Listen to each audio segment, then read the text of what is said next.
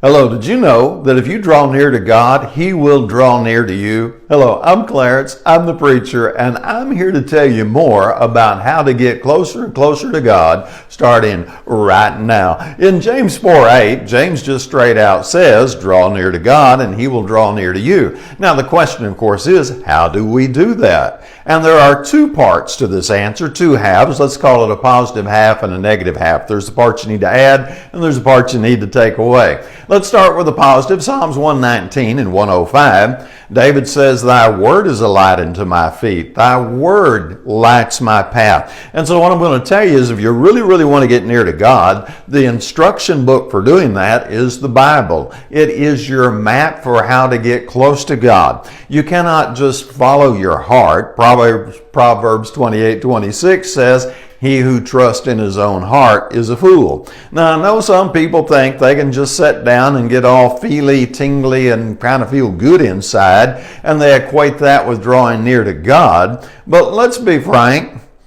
Anybody, regardless of their spiritual situation, can sit down and do a generic meditation and feel tingly and happy on the inside, and be no more saved or no closer to God than a goat or the man in the moon.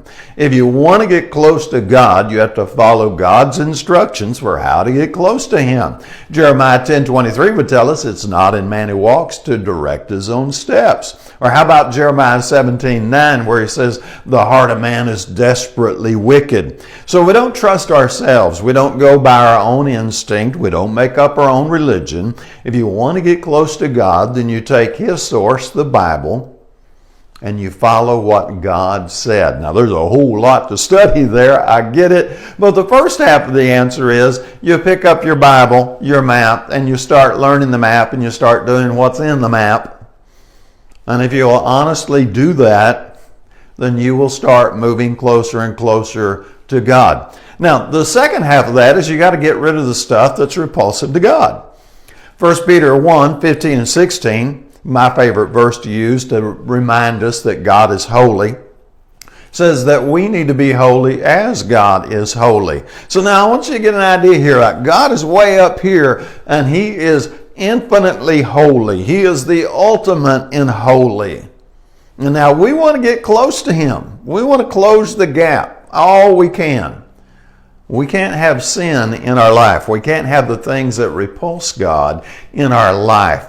Quick example. We can't be lukewarm because He spews the lukewarm out. And if He's spewing the lukewarm out, then obviously we can't get close to God being lukewarm. So all of us have some gap. Unless we are already totally, absolutely perfect, like God is perfect, and the answer is we're not, but unless we're absolutely, totally, flawlessly, 100% perfect in every way, then we all have ways that we can clean up some things, improve some things in our life, and get closer and closer to God. And in the beginning, these things are real easy to identify. Later on, you have to start looking at things like attitude and focus and some things that are a little harder to get a grip on, like agenda.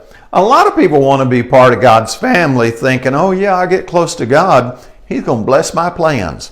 I get close to God, He's going to bless my family, He's going to bless my job, I'm going to have the children I want, I'm going to have the career I want, I'm going to be healthy, and nobody's ever going to really get sick and die.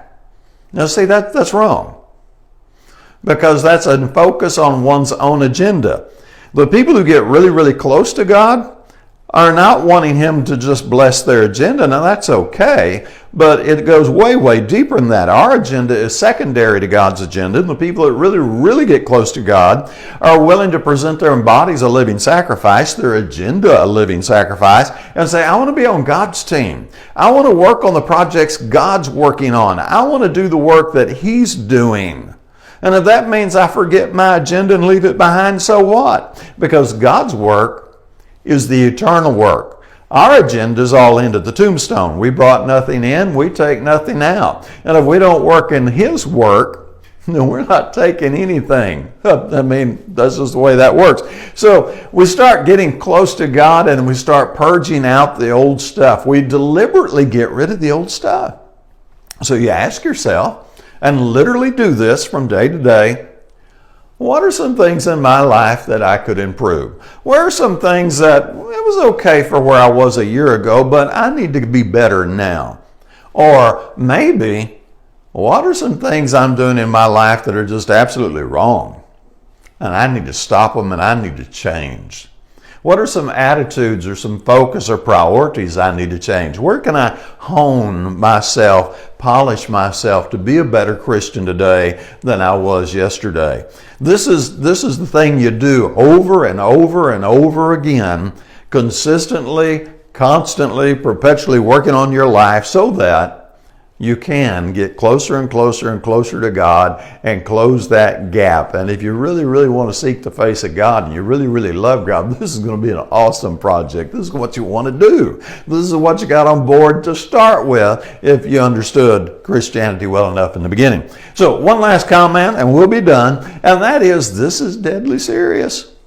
You've got to be willing to die to your earthly agenda. You've got to be willing to die to your plans. You've got to be willing to let things go and choose God over other things. Now, Jesus said it this way, unless you love Him more than you love father and mother, son or daughter, you're not worthy of Him.